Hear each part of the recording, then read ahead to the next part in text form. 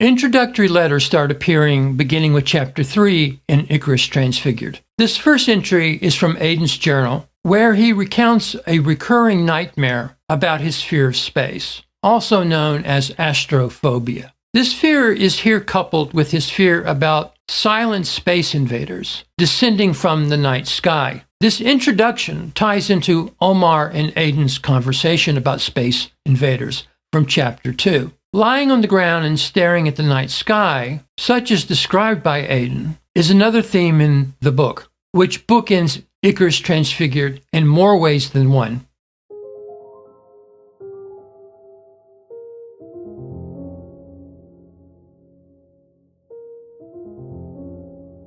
Few light poles are recalled from my earliest youth, and given soybeans and cotton hugged the earth close in Arkansas, the theater for stars was effectively doubled.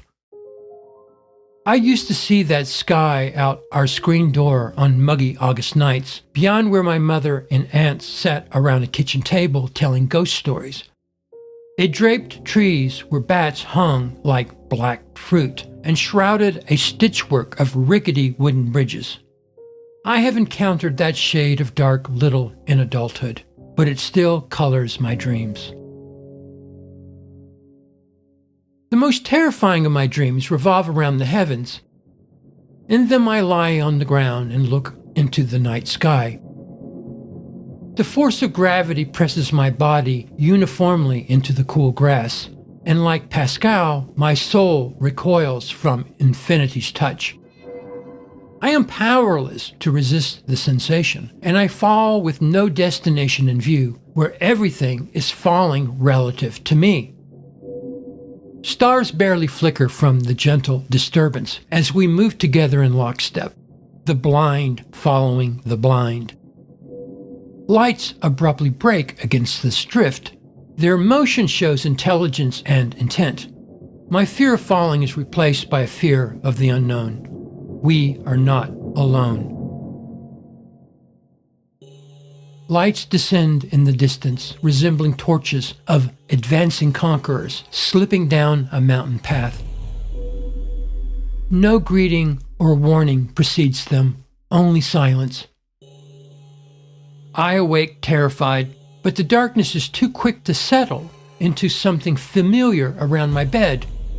I turn back into sleep under the grayness of reason, yet sense the blackest betrayal lurking in it.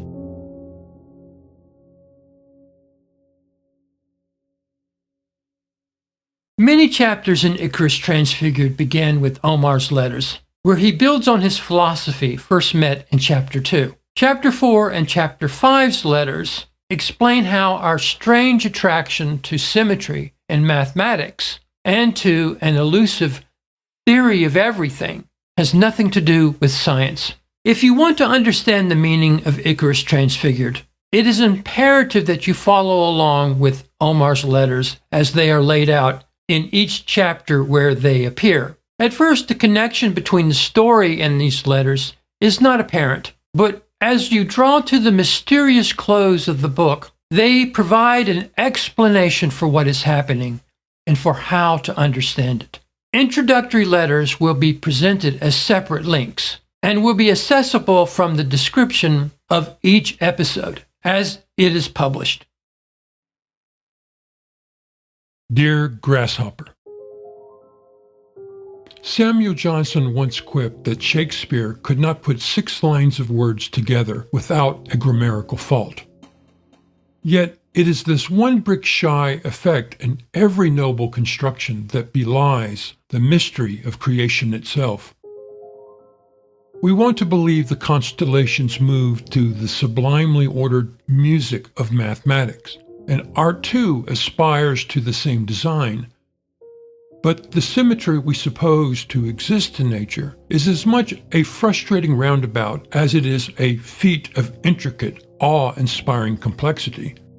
Truthfully, there is as much impersonality in perfection as harmony, which is why our unified ideal, as an ongoing earthly pursuit, is best loved at a distance and with a smidgen of inattentiveness to details. Here lies Shakespeare's rub. The fact that a circle, the most symmetrical of things, should have the ratio of its circumference divided by its diameter come out to equal a real and irrational number, pi equal to 3.14, means that no circle can be rounded off in perfect symmetry.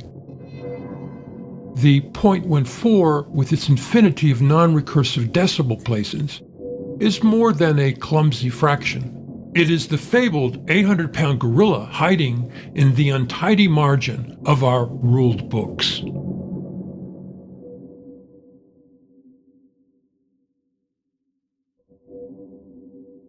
Symmetry's allure matches that of the reticent sage, who keeps the shade and out-of-the-way doorways. His story is bound to wind back onto its beginning, and in the most unsatisfactory way. Yet the geometry that dragooned Archimedes is too compelling not to mean something. One does not simply walk away and leave it like a sleeping dog, where one finds it. No, the golden ratio tempts us into blind corners with its talk of sublime proportions, even if a real and irrational number waits to mug us. Happily, we offer our crowns to the cudgel, as symmetry is our birthright, if not our precise experience. As God chose Moses to be his imperfect vessel, we too look for hairline cracks in every work of beauty that moves us. We may admire gleaming towers that pierce clouds, but we are always more at home among haunted ruins. The roughly hewed first rungs of our heavenly ladder then become our way of bridging what is mortal in our bodies to what is immortal in our aspiration.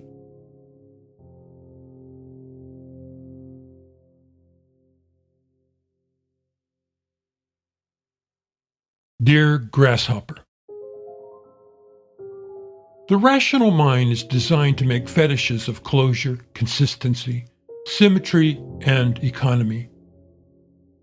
These prejudices have put us in good stead in understanding our shared world of experience, but are these virtues in one regard hobgoblins in another? Or is our desire for a unified theory of everything an allusion to something fundamental about our predicament? Hume said all inductive arguments are finally unprovable. Popper told us theories could never be proven conclusively true, only false. Licata said theories could never be proven conclusively false either. Gödel's incompleteness theorem states that mathematical systems of any complexity presuppose axioms not supported by the system. Heisenberg's uncertainty principle says you cannot simultaneously measure both a particle's position and velocity with complete accuracy. To use reason to check the scope of reason is to engage in a curious form of self-contradiction. Yet whether one pursues a supersymmetrical or an elegantly piecemeal explanation of total reality, what is found is only what can be understood in concepts, or contrived to fit in them. All concepts and theories require fashioned tools, and all tools, queerly and consistently, take on not only the shape of the thing they touch, but also the mind that made them. For those who believe man is the measure of all things, this is a distinction without a difference. For the rest, it is not a question of knowledge, but the enigma of understanding itself. It is fashionable in natural selection to explain how evolution, by its unguided blindness, did not prepare our mind to understand reality completely, if at all. It only wants us to survive so we may procreate.